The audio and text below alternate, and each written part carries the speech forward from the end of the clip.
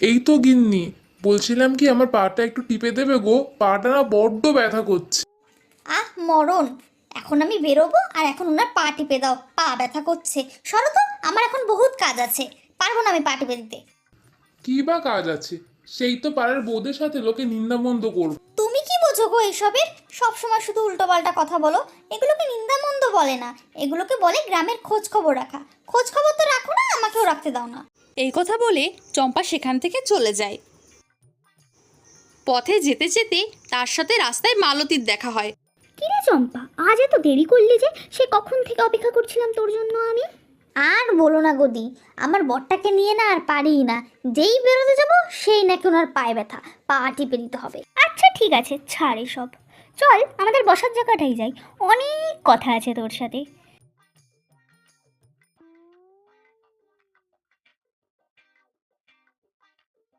তুই শুনেছিস নাকি আমাদের বাবলু বিয়ে করেছে, তাও আবার শহরের মেয়ে? সে খবর শুনতে কি আর বাকি আছে নাকি? পুরো গ্রামে তো বাবলুর বউয়ের চর্চা এখন। শিক্ষিত মেয়ে বলে কথা। তারা দুজন তো মহানন্দে গল্প করছিল। ঠিক তখনই পাশ দিয়ে পাপিয়া বৌদি হেঁটে যাচ্ছিল। আরে পাপিয়া বৌদি, তুমি এখন এই সময় কোথায় যাচ্ছ এত সাজুগুজু করে? পাশের বাড়ির বাবলু বিয়ে করেছে, তাই বউ দেখতে যাচ্ছি। শুনেছি ভারী মিষ্টি মেয়ে। পরে কথা বলবো গো, যাই আগে নতুন বউ দেখে আসি।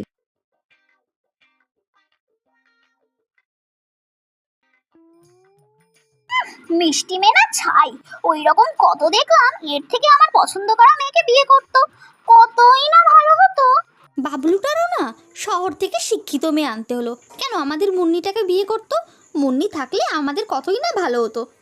শিক্ষিত মেয়ে এনেছে। কোথাকার না কোথাকার মেয়ে, বাইরে থাকতো কি জানি কত পরপুরুষের সাথে থেকেছে। ছি ছি, আমাদের গ্রামটার বদনাম হয়ে যাবে এখন। সবাই তো এই মহা সুন্দরীকে দেখতে যাচ্ছে। চলো তো দি, আমরাও দেখে আসি কেমন সুন্দরী মেয়ে এনেছে বাবলু। হ্যাঁ হ্যাঁ, চল তো দেখে আসি কিরকম সুন্দরী মেয়ে বিয়ে করেছে বাবলু। এই বলেই তারা নতুন বউ দেখতে বাবলুদের বাড়ি গেল। কি গো কাকি, বাড়ি আছো নাকি? মা তোরা এসেছিস? আয় বস বস। বউ দেখতে এসেছিস বুঝি? হ্যাঁ, তাই দেখতে আসলাম। বাবলু তো না জানিয়ে শহরের সুন্দরী মেয়ে নিয়ে এসছে নাকি। দেখতে আসলাম তোমাদের বউ। আমাদের মুন্নি কি কম সুন্দর ছিল নাকি যে তুমি শহর থেকে বৌমা নিয়ে আসলে? মুন্নিকেই না তোমার বৌমা বানাতে পারতে। আমাদের মতনই তো মেয়েটা। তোমাকে কত ভালো না বাসতো, সংসারটাও সুন্দর থাকতো। তোমার বৌমা নাকি চাকরি করবে, ঘরের বউদেরও তো বাইরে যাওয়া কিসের? তোরা আর কোনোদিনও বদলালি না, আস্তে না আস্তেই শুরু করে দিয়েছিস। ভাগ্যিস তোদের পছন্দের মেয়েকে বৌমা করিনি, তাহলে তো আমার সংসারটা শেষ হয়ে যেত। আচ্ছা বাবা, ঠিক আছে। কই তোমার বৌমাকে ডাকো তো দেখি। সুন্দরী বলে ঘরের মধ্যে কি লুকিয়ে রেখেছো নাকি? মা রূপা, এদিকে আয় তো একবার। এরা হলো আমাদের পাড়ারই মেয়ে, তোকে দেখতে এসছে। তোমরা কেমন আছো? তোমরা এই গরমে আমাকে দেখতে আসলে? বসো, তোমাদের লেবুর শরবত করে দিই। না গো, বসবো না, আমাদের অনেক কাজ আছে, সময় নেই মোটেই হাতে। আমাদের বাবু অনেক কাজ আছে। নতুন বউদের মতো বসে থাকলে তো হবে না। সংসারের অনেক কাজ, অনেক কিছু খেয়াল রাখতে হয় আমাদের। আচ্ছা ঠিক আছে, তোমরা যখন এতই ব্যস্ত তাহলে আর জোর করবো না। হাতে একদিন সময় নিয়ে এসো, একসাথে বসে গল্প করা যাবে। এমন বৌমা গো কাকি তোমার, বসবো না বললাম বলে আর একবার বসতে বললো না। আমার মনে থাকলে এমন করতো না। নেও বাবা, আমাদের কি? তোমাদের সংসার, তোমার ছেলে, তোমার বৌমা, তোমরা বোঝো। আমাদের তো কিছুই যায় আসে না। যাই, আমরা যাই এখন, অনেক কাজ পড়ে আছে। এই বলে তারা সেখান থেকে চলে গেল। ওদের কথায় কিছু মনে করিস না মা তুই, ওরা ওই রকমই। না না মা, আমি কিছু মনে করিনি। কার সাথে কি ব্যবহার করতে হয় আমি জানি। শুনেছো, বাবলু একটা শহরে মেয়েকে বিয়ে করে এনেছে। মেয়ে নাকি চাকরিও করবে, পরপুরুষদের সাথে আবার ওঠা বসাও আছে নাকি। ছি ছি। দূর, ওসব বাদ দাও তো। তোমার না শরীর খারাপ, নিজের শরীরের ওপর যত্ন নাও। লোকের সংসারে নজর দিয়ে লাভ নেই। চুপ করো তো, তুমি কি বোঝো? এই গ্রামে এক শিক্ষিত মেয়ে এসেছে, এবার ও তো আমাদের সাথে পাল্লা দেবে। ওটি হতে দেব না আমি।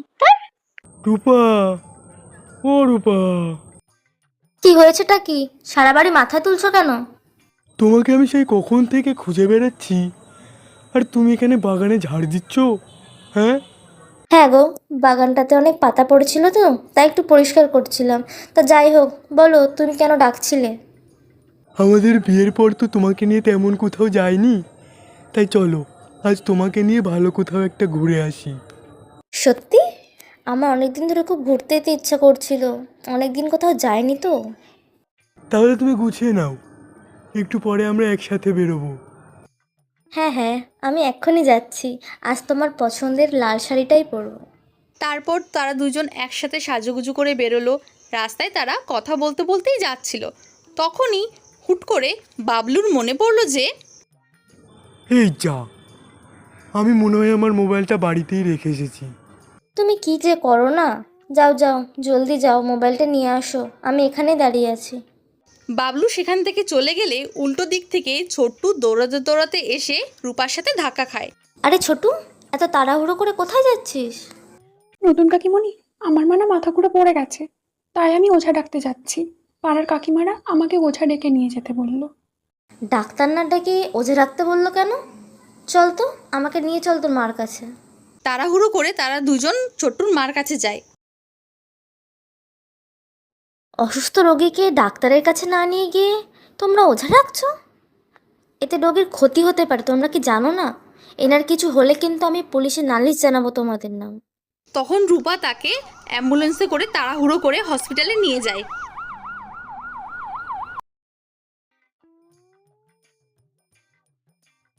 ও রূপাদি, তুমি কাউকে কিছু না বলে ওকে হাসপাতালে নিয়ে আসলে, ওর যদি কিছু হয়ে যেত?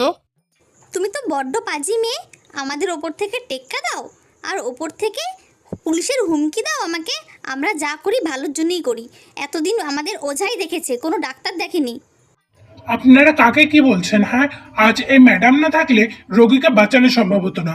কুসংস্কার বিশ্বাস না রেখে বিজ্ঞানে বিশ্বাস রাখুন, তাহলে আপনারাই সুস্থ থাকবেন। কেউ অসুস্থ হলে তাকে ওঝা নয়, ডাক্তারের কাছে আগে নিয়ে যেতে হয়। আজ তুমি না থাকলে যে কি হতো, তোমার জন্য বড় বিপদের হাত থেকে রক্ষা পেলাম। তোমাকে অসংখ্য ধন্যবাদ দিদি। আমাকে ক্ষমা করে দিও বোন, তোমাকে না কতই বাজে কথা বলেছি আমি, কিন্তু আজ তোমার জন্যই আমার দিদি জীবন ফিরে পেল। অসংখ্য ধন্যবাদ তোমাকে। ঠিক আছে ঠিক আছে, আমাকে আর ধন্যবাদ জানাতে হবে না, এটা তো আমার দায়িত্বই। কিন্তু কুসংস্কার থেকে দূরে থেকে সবার মধ্যে শিক্ষার আলো জ্বালাও। তো ছোট্ট বন্ধুরা, আমি তো আমার ভুল বুঝতে পেরেছি। তোমরাও সবসময় নিজেকে সতর্ক রাখবে।